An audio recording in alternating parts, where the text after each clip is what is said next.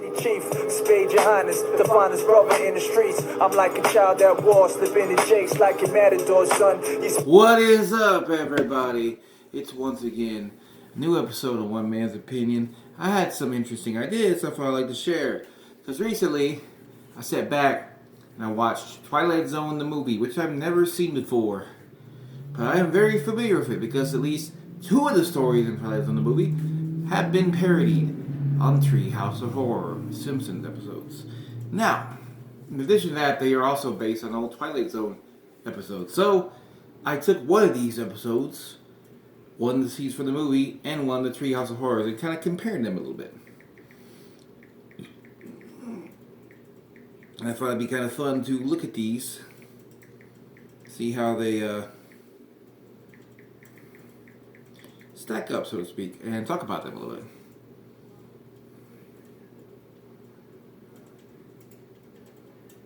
So this is the episode. Let's talk about. We're gonna go in the order of the way I watch these, where it's going. It's going The Simpsons, and then the movie, and then the show. So start with The Simpsons Treehouse of Horror episode 2. And it's the second part episode. Originally aired on October 31st, 1981. Nice. I cannot tell you what was happening that day because I am not a very smart man. But, I don't want to look. I'm lazy. But, this is the one that the Simpsons are having nightmares in it. Because they ate too much candy. Lisa has a nightmare about the monkey's paw, which is an interesting story in its own self. Homer has one where his brain is put into a robot. But Bart gets the one where he gets the power to make a wish, any wish he wants, come true. And this is a terrifying power because not only is Bart an 8-year-old boy who is very temperamental and somewhat of a rudder-maker, but he also has the power to read minds and likes people to be constantly thinking happy thoughts, not thinking anything negative. And he can move objects. He can turn beings to grotesque forms. This is basically matter manipulation, mind reading, and mental telepathy. So we get into stuff. I remember he made Krusty the Clown do a 24-hour show, and he looked really tired. But the big point of this is that, and Homer wants to watch the game at one point, and Homer gets turned to a football in a football stadium. And he actually gets turned into football and kicked because he disappoints Bart because you're not supposed to do that. And it's very implied that this is a very dark story. And as it goes on, Homer comes back and he tries to hit him with a blow to the head, but he turns him to a jack-in-a-box by just doing this. It's a pretty great scene. Great visual too, and the horror is very much conveyed in the story so far. Point that out. And then he goes out to Dr. Monroe, the seldom seen Dr. Barbara Monroe. And he basically suggested you can spend more time together. And I remember they're hugging on like a roller coaster. It's been a while since I watched the episode before. I might check it out again. So it's the one that's least fresh in my mind. I apologize for that. But anyway, that leads to Bart returning Homer back to his uniform because he asked him to. And then Bart wakes up screaming. Even though the ending of the episode this story is very happy-go-lucky, you know? It's a very happy ending. But it is very dark indeed, you know, and you have to wonder what would happen after this, I guess you could suppose, because you still have the power of Bart, and it still has to think happy thoughts and all this. And that leads to, and this doesn't have a title, it's just Bart's Nightmare. The other Treehouse Horror too. The second, let me find the official title for Twilight Zone, the movie, part of this that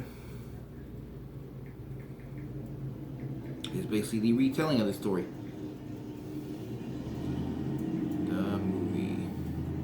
Released in 1983, Twilight Zone the movie. Now on Tubi if you want to watch it for the next week or so, I believe. Alright, so this was so it doesn't have a name. I'm going to say it's the first segment, directed by Joe Dante, based on the story of the episode It's a Good Life. Now, this one is a little different, especially the way it starts out. We see this woman named Helen Foley driving around.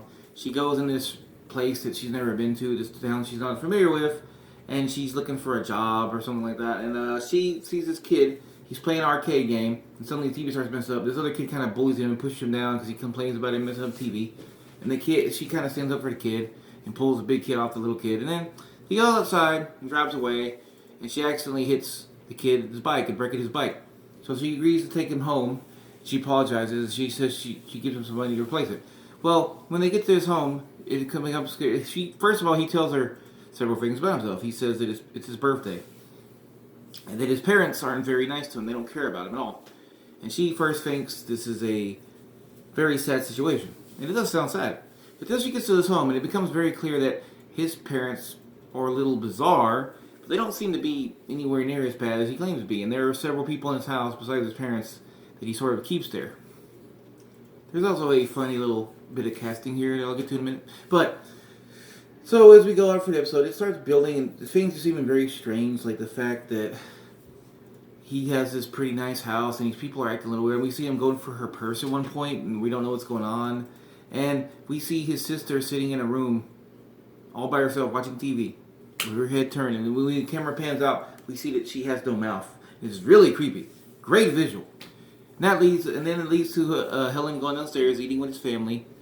And it comes pretty clear soon that they are talking kind of in a hushed tones, and kind of not wanting to upset the boy, who is named Anthony.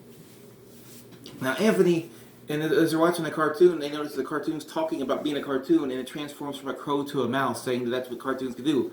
And she's eating these, like, weird bread with, like, chocolate in it, and they talk about how that, this is a little much. And then they said that Anthony can have whatever he wants, and said that it's bad. They never told him it's bad for him. And this is where it starts getting serious, where he starts talking about how they were talking bad about him. So it's becoming clear that things are not normal. And Helen starts to slowly edge towards the door, and this woman named Ethel, she gets accused by everybody else there for saying the bad things about Anthony.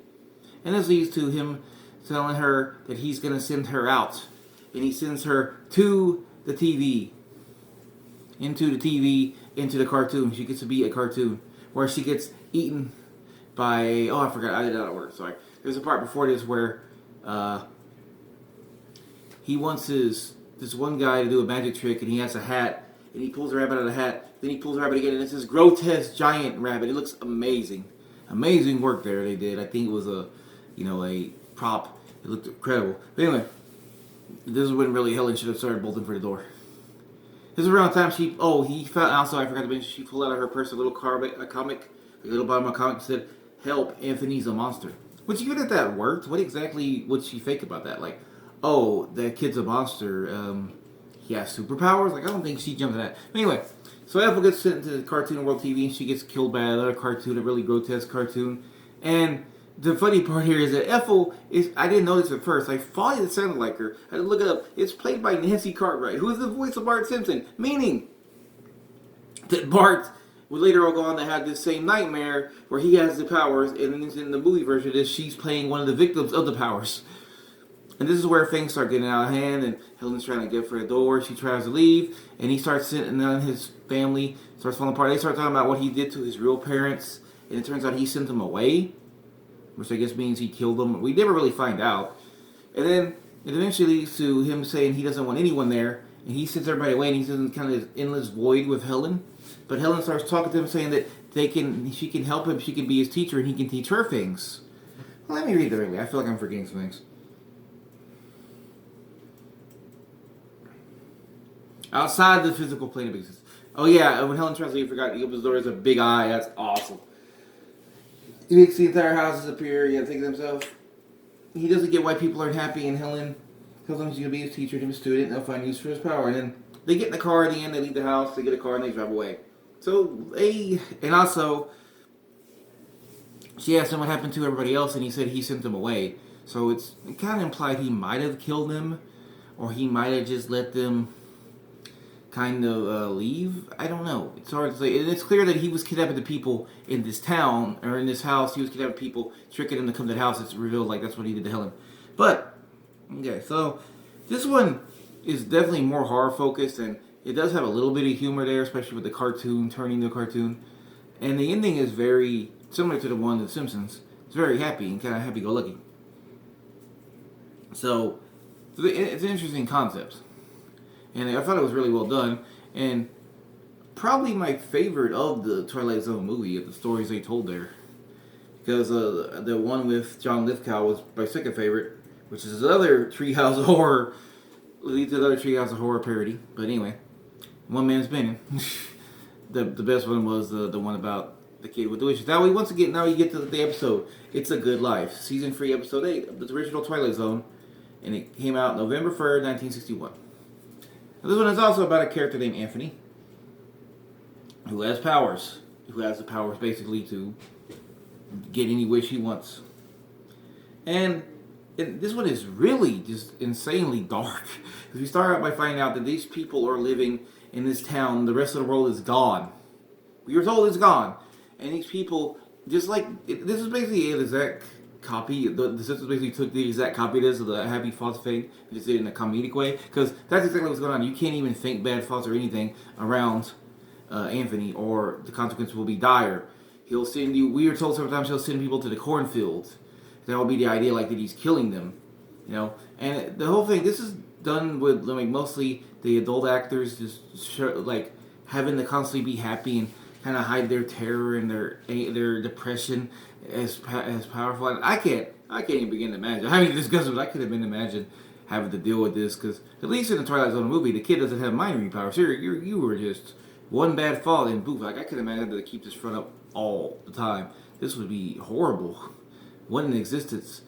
And, you know, early on we see him creating a creature, a free-headed, we're told it's a free-headed gopher. All we see him hold up is like the tail of it. I understand, probably couldn't afford, you know, the effects, whatever. It's fine, a prop. And, you know, and he kills it off camera, and we see some of the characters talking about his birthday and coming up. And that, or no, it's an adult's birthday. And then this leads to a party where they start giving gifts, and not Anthony, but one of the adults, I can't remember his name, they get around, and he gets, Dan Hollis. He gets a bottle of brandy from his wife, and a Perry Como record. I don't even know who Perry Como is, but apparently he was a singer around this time. And he wants to put it on the turntable, but they tell him basically he can't put it on. And it's a really dark scene because he's like, oh, we can put it on, I want to hear it right now. He goes, oh, well, maybe you can just put on a little bit when the orchestra plays. And then one of his friends goes, maybe not. You know, you don't want to have the singing. You don't know when the singing is going to start. It's just really so sad to think about. This guy has like no joy in his life whatsoever because this weird kid, this Timmy Turner, can do anything he wants and read your mind and basically turn you into a monster or destroy you completely. If you have even the one stray bad thought. And this is where it starts taking a dark turn. He starts drinking the brandy, and the other adult starts playing the piano. And he starts drinking the brandy, and he starts saying about how, you know, it's peach brandy, it's good. And his wife comes up there like, please, don't, Don. He's like, I'm not doing anything, I'm just drinking. And his mom's very clear, she knows what's going to happen, she knows what's going down. He starts having this freak out about, talking about how this is one of the last 5 brandies in town, and once they're gone, all the liquor is gone. And then he gets the record, he throws the glass bottle into the fire, picks up his Perry Como record and goes, can't even hear my record, do what I want. I thought at this point this dude was toast. But he keeps going. He tells the other guy, and Anthony is being very patient with him. Even though we saw earlier in the episode, he gets mad when somebody made a noise when they're playing the piano. So Anthony, you know, Dan tells the guy to play Happy Birthday on the piano. He wants to sing it. He can't sing it, they're not playing the piano. And he's like, no, I can't. And he starts playing the regular song. And that's when the character of Don starts going after the parents of Anthony, telling him, you had him, this monster. And, you know, what's this a big thing to do? Like, it's not their fault. They didn't know their kid was going to turn into Damien, basically. I mean, come on, man. How are you supposed to know that shit? Anyway, and then this leads to Anthony coming out saying, you're a bad guy. And he goes, you're a monster. Go ahead. Send me what do you. You know, he starts threatening him. But he starts also saying, one of these people, while you're distracted, they'll grab something. They'll grab a blunt object and attack you. And it's building up. And you think one of the goats is going to grab. We see, I believe it's his wife going for, it looks like something hanging on the wall. I think it was like something with a handle, like something that you could hit him with. I think the thing you beat like sheets with, you know what I'm talking about? I don't know what it was, clearly. But it is building the tension, and he keeps on telling them, you know, what are you gonna do? You go ahead. I'm not afraid. I'm more than happy. Somebody will do what needs to be done here. But then nobody does anything, and Anthony turns him to a Jack-in-a-Box. Again, I was shocked to find out that that was not actually an invention of The Simpsons. It actually is in the original episode, which is crazy, because holy shit. And we see the way it's done is really well, because you see the shadow, and you see the guy's face like rocking back and forth like this, and you see the toy box on the ground kind of, but you don't see his head. It was done very well. Like, they probably didn't have a full prop of this, but the way they shot it was amazing. And then like I guess the guy was playing the piano. I guess it was either Anthony's father or the guy's friend. It's like, oh, can you send him to the cornfield? Don't you think? And he sent him to the cornfield, and that he causes snow to fall. Oh, and then I didn't even catch this. I'm kind of bloop, you know. The snow will kill off at least half the crops until will face starvation. And then that leads to Anthony's father is going to say something to Anthony, but his wife and the other adults look at him with worried smiling faces, first smiles, and tells Anthony in a worried, terrified voice. But it's good to make it so, a real good thing. And tomorrow's going to be a real good day. Whew.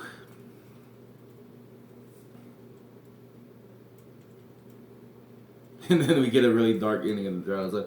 And so that was the end of the episode. And it was very dark.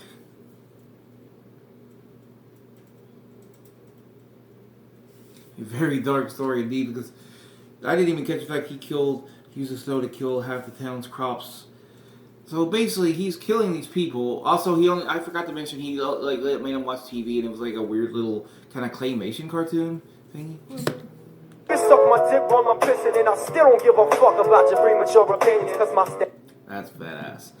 Hip hop channel on YouTube, check it out. Anyway, of these three, the one I think I liked the one most in the Twilight Zone movie. I did do the Simpsons one a lot. It's a Good Day. That is it's gotta be one of the creepiest Twilight Zone episodes, I think, because it's just so dark. There's like no hope. Like, you know, some Twilight Zone episodes have a thing with them like, oh, well, maybe humanity was something. Like, no, you're fucked. You were completely out of luck. This evil kid is just, he's the fact that he's killing the crops, so now they're gonna starve too. Like, you know, at the very least, you know, at the end of the Twilight Zone movie, they drive away, and we don't know what happened to the adults. He might have just sent them home. We don't know. But here it was like, no, he's just gonna kill everybody.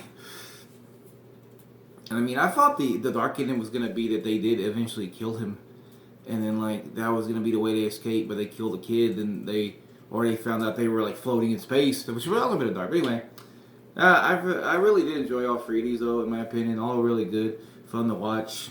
Maybe it's a good day, ain't really fun, but you know what I mean. Like, it was really dark interpretation, really well done, and the actors are really good in this too. Like, the kid that played Anthony was good, but also the adults were just really well done. Just playing that terror, that was done so well. Like, with just the way their faces would contort and sell the idea of you have to hold your thoughts in. In the movie, it was pretty good. The actress playing Helen Foley kind of didn't really sell a lot of the terror. Like, I feel like she was just kind of there sometimes, kind of playing confession. And then The Simpsons, I haven't really talked about The Simpsons, but I really love the way the town reacted to this. Was kind of cool. I didn't know it was Twilight Zone parody when I first saw it at all. Well, I did it because of the narration of, take it here by this monster, a 10-year-old boy. You know, that. Anyway, I really did enjoy it. I really liked the gag at, you know, Homer being a football and Krusty being tired and stuff. And oh, when Bart turns the cat into a hideous creature, that was awesome. But yeah, so in my opinion, really good stuff here.